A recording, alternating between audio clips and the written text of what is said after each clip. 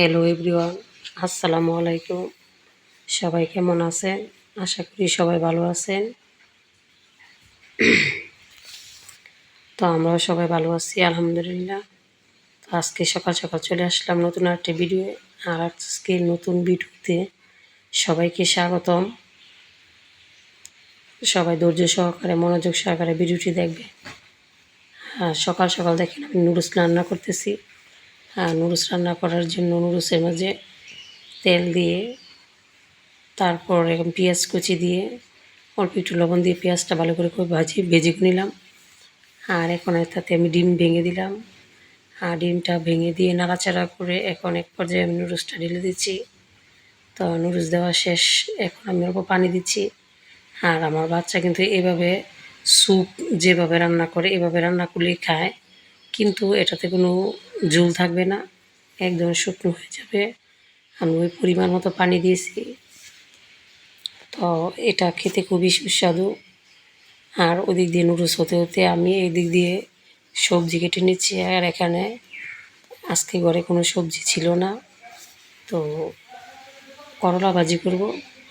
তো করলাগুলো ভাজি করতেছি। ভাজির জন্য আগে করলাগুলো কেটে ধুয়ে পরিষ্কার করে ধুয়ে এখন আমি করলাগুলো চিকন করে বলে নিচ্ছি। আর করলা দিতে ভাজি করার সময় করলার সাথে আলু যদি যারা দেন তারা আলুর ছালটা ফেলবেন না। আলু চোলা সহকারে আলু অনেক খুবই টেস্ট, এটা আপনারা খেয়ে দেখতে পারেন। আমি কিন্তু এইভাবেই করলা ভাজি করার সময় আলুটা ছাল সহকারে দিই, এতে করে আলুটা ভাজি করার পর করলার সাথে খুলে যায় না, একদম আস্তে আস্তে থাকে। তো দেখেন এখন আমি আলু ভাজি বসিয়ে দিয়েছি। আর এদিক দিয়ে করলাটা আমার হাতে ভালো করে কষলিয়ে নিচ্ছি। তো কষলিয়ে নিলে লবণ দিয়ে ভালো করে, তো করলাটা ভালো করে মিশে যায় আর তাড়াতাড়ি হয়। আর এদিক দিয়ে দেখেন এখন আমি করলাটা দিয়ে দিলাম কড়াইতে। আর এখন ভাজি করা প্রায় হাফ হয়ে গেছে, করলা বেশি ভাজি করতে হয় না। আর এখন আমি চলে আসলাম সকালের নাস্তা খেয়ে আমি আমার স্টুডেন্টের বাসায় চলে যাচ্ছি। তো বিশেষ একটা কাজে, তো যাওয়ার সময় দেখেন কি সুন্দর জায়গা, শাক সবজি, তারপরে গ্রামের এই মেঠো পথ দিয়ে হাঁটা আমার কাছে খুবই ভালো লাগে। চারদিকে সবুজ আর সবুজ, সবুজের সমারোহ। তো আমি যাচ্ছি, আমিও চিনি না এই রাস্তা দিয়ে, আগে কখনো যাইনি। তো আমাকে এগিয়ে নিয়ে যাচ্ছে, বলতেছে ম্যাডাম এদিক দিয়ে আসেন এদিক দিয়ে আসেন। তো আমি আমার স্টুডেন্টের সাথে যাচ্ছি। তো আর দেখেন এদিক দিয়ে অনেক ঝোপঝাড়, মানে রাস্তাটা খুবই ছিল ভয়ঙ্কর, দিনের বেলায় হাঁটা মুশকিল। তারপরও যাচ্ছি আমার যেহেতু দরকার। তো দেখেন ওদের বাড়িতে চলে আসছি প্রায়। তো এখন দেখেন শুকনো পাতার উপর দিয়ে হাঁটছি।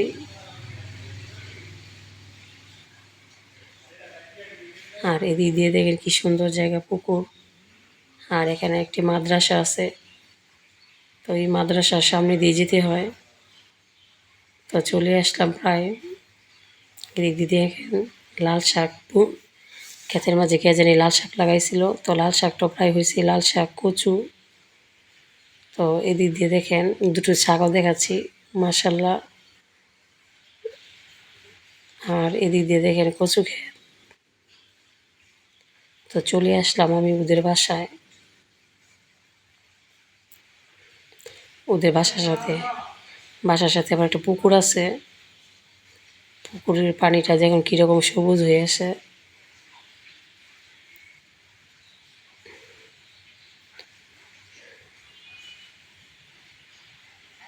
তো আমার পুরো ভিডিওটি দেখবেন, আর ভিডিওটি দেখে ভালো লাগে একটা লাইক কমেন্ট ও শেয়ার করবেন। আর এই যে এখন আমি চলে আসলাম আমার বাড়িতে কাছে। তো আসার সময় দেখেন বৃষ্টি নামছে, তো বৃষ্টি দিয়ে এখন হাঁটছি। দেখেন প্রচুর বৃষ্টি হয়েছে, আর আজকে সারাদিনই বৃষ্টি।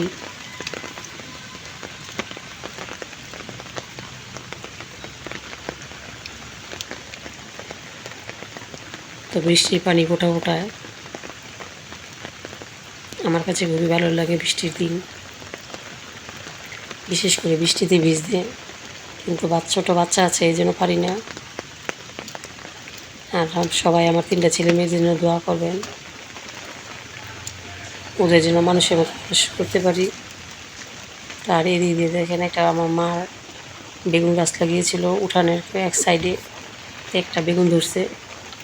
তা আগে এটা থেকে অনেক বেগুন খাওয়া হয়েছে, মোটামুটি গাছগুলো অনেক বয়স হয়ে গেছে। আর আমাদের মরিচ গাছটার বয়স 2 বছর প্লাস। তো তারপরও জীবিত আছে মাশাল্লাহ। আর এটাতে প্রচুর মরিচ হয়, আমরা সবাই খাই।